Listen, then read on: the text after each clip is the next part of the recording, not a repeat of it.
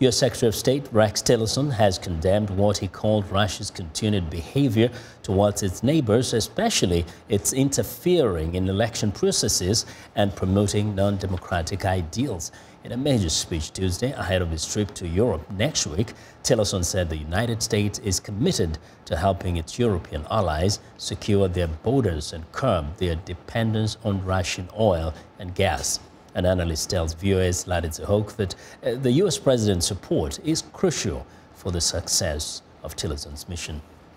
Tillerson told an audience in Washington Tuesday that the United States and Europe recognize the active threat of a recently resurging Russia. In view of Russia's Zapad military exercises conducted near the borders of Baltic states in September, our ability to respond to an attack in concert with our allies is more important than ever. Tillerson condemned Russia's military aggression in Georgia and Ukraine and also warned about its interference in political processes throughout Europe.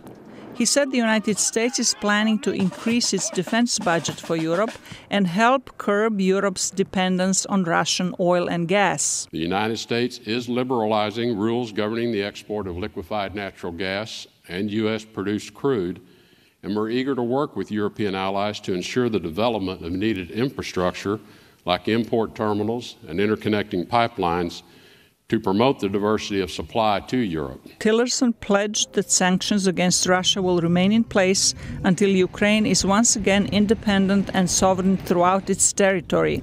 The message Tillerson is taking to a NATO meeting in Brussels and an OSCE meeting in Vienna next week is strong, says analyst Klaus Lares. The question, of course, is how much influence does Tillerson have? How much influence does the Department of State still have? We all know it is the president who sets the tone in foreign policy as well. And President Trump has been much more lukewarm about American commitment to Europe. Lares says that the U.S. president has an ambiguous relationship with Russia, and Tillerson's words alone may not reassure the European allies.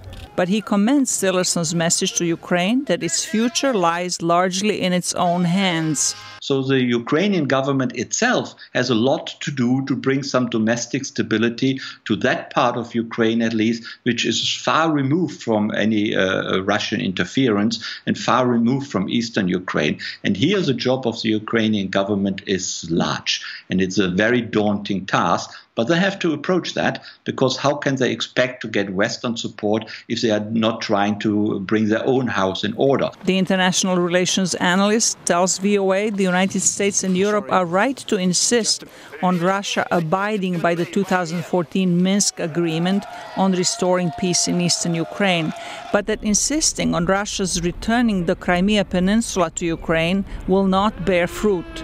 Zlatica Hoke, VOA News, Washington.